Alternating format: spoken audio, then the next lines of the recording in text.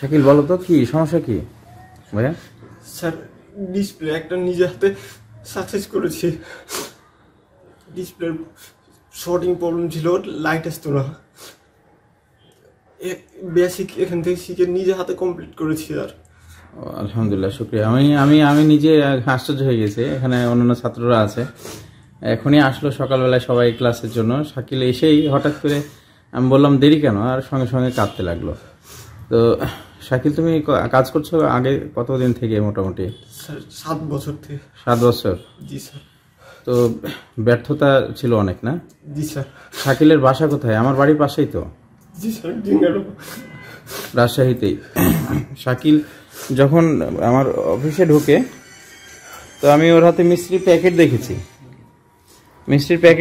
তো মিষ্টির প্যাকেট দেখার পরে আমি গেস করছিলাম যে হয়তো সে কিছু একটা করেছে, কিন্তু যখন আমি ওকে জিজ্ঞেস করছি যে তোমার দেরি কেন, সঙ্গে সঙ্গে কাঁদতে লাগছে। আমি ভাবছি যে সে হয়তো বকা খেয়ে হয়তো আবেগপ্রবণ হয়ে গেছে। কিন্তু হিস্টোরিটা কেমন তুমি একটু বলবা, তোমার গল্পটা? স্যার ডিসপ্লের একটা কাজ এসেছিল, তো নতুন লাগানো হয়েছে। লাগানোর পর কয়েকদিনের 6 দিন কি 7 দিনের পর ওটা ডিসপ্লেটা আবার কেটে যায়। তো আমি প্রচুর ছিলাম, টেনশনে ছিলাম যে এটা কি করা যায়। তো কাস্টমারকে এরকম পরিস্থিতিতে অনেক সময় আমি ড্যামেজ দিতাম। তো এখানে এসে তোমার এখানে তো ক্লাস অনলি 3 দিন কি 4 দিন হয়েছে? 4 দিন হয়েছে। 4 দিনের মধ্যে কম্পোনেন্টের বেসিক কয়েকটা গেছে। হ্যাঁ, অলমোস্ট ক্যাপাসিটর, রেজিস্টর, তারপরে ট্রানজিস্টর, তারপরে হচ্ছে ইন্ডাক্টর, ফিউজ, এইসব আর মিটারের রেঞ্জগুলো আমরা শিখিয়েছি। আচ্ছা, এর বাইরে তার কিছু শিখাইতে পারিনি এখনো। 3-4 দিনের ক্লাস। তাতে তুমি সমস্যা কি পেলা ডিসপ্লেতে? ক্যাপাসিটর একটা শর্ট ছিল। ক্যাপাসিটর শর্টের কারণে ডিসপ্লেটা নষ্ট হয়ে গেছিল। তো তুমি এই 7 বছরের জীবনে যে কাজ করছো তখন এই সমস্যাগুলো কি ঠিক করতে পারতা? না স্যার। আচ্ছা, এই আবেগ প্রবণতা নিয়ে অনেক সময় ট্রল হয়। হ্যাঁ, অনেকে আসলে আবেগকে বোঝার জন্য নিজের ভিতরে আবেগ অনুভূতি থাকতে হবে, তাই না? তো আমি শাকিলের চোখের এই আনন্দ অশ্রু, এটা কিন্তু কষ্টের না। আনন্দ অশ্রুটা আমাদেরকে খুশি করছে। মানে মানুষের চোখের পানি সবসময় আমাদেরকে আপসেট করে না, অনেক সময় আমাদেরকে সন্তুষ্ট করে। তো তোমার এই কান্নাতে আসলে আমরা সবাই আনন্দিত। আর আমরা দোয়া করি যে তোমার এই চোখের আবেগী পানি যেন আল্লাহ রাব্বুল আলামিন বরকতে রূপান্তরিত করে। এবং তুমি এই 4 দিনের ক্লাসে যে সফল হয়েছো, যেহেতু তুমি অ্যাপ্লাই করছো, অতএব তুমি যে সফল হয়েছো এটা তো ধরো আমরা জানতাম না, এখনই তোমার হঠাৎ করে তোমার আবেগপ্রবণ হিস্টোরিতে আমরা বুঝতে পারলাম। তো এই স্মৃতিটা ধরে রাখা কিসের জন্য, মানে আসলে আমাদেরকে নিয়ে অনেক সময় মিথ্যা চর্চা হয় অনেক জায়গায়, যার কারণে কিছু হিস্টোরি আমাদেরকে তুলে নিতে হয় অনলাইনে, যেন অন্ততপক্ষে আমরা মিথ্যা অপবাদের শিকার না হয়। যার কারণে ভিডিওটা শ্যুট করছি, অন্য কিছু না। কারণ তোমরা তো জানো যে আমি আমার জীবনের একটা সিংহভাগ সময় কিন্তু আমি মোবাইল রিপেয়ারিং সেক্টরে কাটিয়েছি, এবং অধিকাংশ সময় আমি জেনারেশনকে তৈরির জন্য কাজ করছি, কর্ম বিলিয়ে দেওয়ার জন্য। কারণ আমাদের দেশের সবচেয়ে বড় চ্যালেঞ্জিং একটা যে সমস্যা, সেটা হচ্ছে কর্মসংস্থান। তো এটা সৃষ্টি করতে গিয়ে অনেকেই সফল হয়, অনেকে ব্যর্থ হয়। তো আমি অলমোস্ট নতুন পুরানো সকলকে নিয়ে কাজ করছি। শাকিলের বাসা হচ্ছে আমাদের ট্রেনিং সেন্টারের পাশেই, জাস্ট পায়ে হাঁটলেও হয়তো 10 মিনিটের মধ্যে আসা যায়। তো এখান থেকেই সে আমাকে ফলো করছে বেশ কিছুদিন যাবত, এবং আমার কাছে এসেছে। আলহামদুলিল্লাহ, তার এই সফলতা আমরা সকলেই আল্লাহ রাব্বুল আলামিনের কাছে দোয়া করি যে এইভাবে যেন সারা জীবন সে সফল হতে থাকে ইনশাআল্লাহ।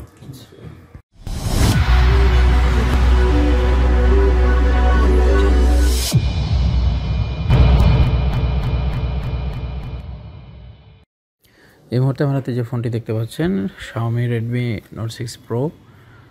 আমরা ফোনটি ডেড অবস্থায় পেয়েছি। আমরা প্রথমে চেক করে নেব যে আমাদের ব্যাটারি কতটুকু ভোল্টেজ রয়েছে, এবং আমরা চেকিং মেথডগুলো দেখাবো। যে আমরা অনেক সময় ব্যর্থ হই, কাজগুলো সঠিকভাবে বুঝতে পারি না যে কীভাবে কাজগুলো সাকসেস করব, সামনে অগ্রসর করব। যার কারণে আজকের ভিডিওটি খুব গুরুত্বপূর্ণ, আপনারা একটু লক্ষ্য রাখবেন। এটা হচ্ছে আমাদের চার্জিং বুস্টারে আমরা ব্যাটারিটা লাগাচ্ছি ব্যাটারি ভোল্টেজটা চেক করার জন্য। একটা ডিফারেন্ট সিস্টেম, 3.68 ভোল্টেজ দেখাচ্ছে আমাদের। তার মানে এই ফোনটা অন হওয়া অথবা চার্জ নেওয়ার জন্য যে ভোল্টেজটা প্রয়োজন, মিনিমাম ভোল্টেজটা আমাদের ব্যাটারিতে রয়েছে। এখন আমরা ফার্স্ট টাইম ব্যাটারিটা লাগাবো। ব্যাটারি লাগানোর পরে আমরা চার্জিং কানেকশন করব এবং আমাদের চার্জ দেখাচ্ছে কিনা, সিগন্যাল আসছে কিনা সে বিষয়টি নিশ্চিত করব।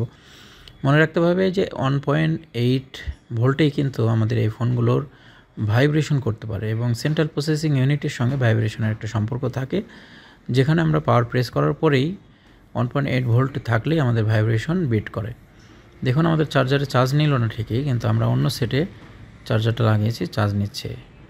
এটা করলাম এই কারণেই যে আমাদের চার্জারটা ওকে আছে সে বিষয়টি বোঝানোর জন্য। তো চার্জিং হিস্টোরিটা যেহেতু আমাদের এখানে কানেকশন হচ্ছে না, এক্ষেত্রে আমরা সেটা ডেড ধরেই নিতে পারি। এখন আমরা দেখব আমাদের পাওয়ার সাপ্লাইয়ে রিডিং কতটুকু আসে। ফোনটা আমরা পাওয়ার সাপ্লাই কানেক্ট করেছি যথানিয়মে। পাওয়ার সাপ্লাই ভোল্টেজ আছে 4.0 বা 1। আমরা প্রেস করলাম পাওয়ার, দেখুন এখানে রিডিং দেখাচ্ছে 11। 14 পর্যন্ত উঠেছিল হাইস্ট, এখন 11। এবং এখানে আমি পাওয়ার প্রেস করেছিলাম, এখন পাওয়ারটা ছেড়ে দিয়েছি। পাওয়ার ছেড়ে দেওয়ার পরে রিডিংটা কী অবস্থা দেখুন, এখনও পর্যন্ত 12-13 আপ ডাউন করতেছে। এই আপ ডাউনটা একটা তথ্য আমাকে বিশ্লেষণ করছে। এখন আমরা এখানে টেস্ট পয়েন্ট ধরে আমরা ইউএসবি কানেক্ট করব, কম্পিউটার ইউএসবি। দেখুন ইউএসবি পেয়েছে, আমাদের সাউন্ড করেছে কম্পিউটারে। এখন আমরা দেখতে পাচ্ছি যে কোয়ালকম HSQD লোডার 9008 শো করছে। এখন আমরা ইউএমটিতে মডেল সিলেক্ট করে রেখেছি। এখন আমরা যদি এটাকে ফার্মওয়্যার রিডিংয়ে দিই, তাহলে আমরা ফোনের হিস্টোরিটা কিছুটা বুঝতে পারবো। একটা ডেড ফোন আসলে রীতিমতো আমাদের কিছু স্টেপ আছে, যে স্টেপগুলোর মাধ্যমে আমরা চেক করতে পারি আমাদের হার্ডওয়্যার সমস্যা না সফটওয়্যার সমস্যা না অন্য কোথাও সমস্যা। এবং আমরা অনেকে শুধু হার্ডওয়্যারের কাজ করি, অনেকে শুধু সফটওয়্যারের কাজ করি, কিন্তু হার্ডওয়্যারে সাকসেস হতে গেলেও সফটওয়্যার বিষয়ে মিনিমাম বেসিক ধারণা থাকা জরুরি। আজকের ভিডিওটা এটাই প্রমাণ করবে যে আমরা সফটওয়্যারের সমন্বয়ে হার্ডওয়্যারের সমস্যাগুলো ডিটেক্ট করব কিভাবে। দেখুন আমাদের এখানে ইউজিং অল্টারনেট মেথড এবং এখানে বিএ এরকম একটা মেসেজ দেখাচ্ছে ইরোড লগ। তো আমরা এখন ইএমএমসিটা তুললাম মাদারবোর্ডের, যেহেতু আমাদের ফ্ল্যাশিংয়ে প্রবলেম হলো স্টোরেজ। এখন এই ইএমএমসিটা আমরা কানেক্ট করব হচ্ছে আমাদের জেটাক প্লাসে 254 বিজিএ। কানেক্ট করার পরে আমরা ইনফরমেশনটা একটু চেক করব।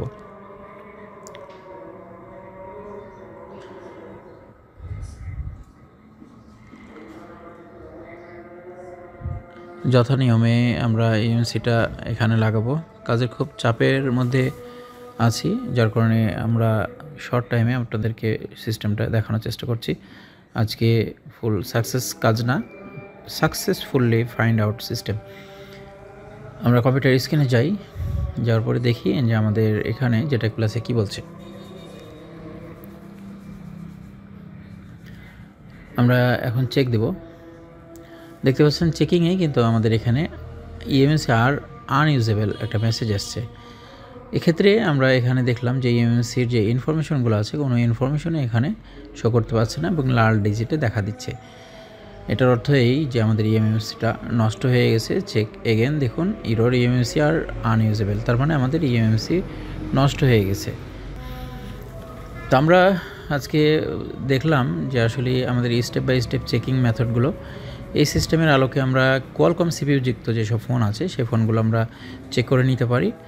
আর এভাবেই কিন্তু আমরা সমস্যাগুলো খুব সহজে ফাইন্ড আউট করতে পারবো। ধন্যবাদ ভিডিওটি দেখার জন্য। সকলকে ভিডিওটি শেয়ার করার অনুরোধ করে শেষ করছি। আসসালামু আলাইকুম ওয়া রাহমাতুল্লাহি ওয়া বারাকাতুহু।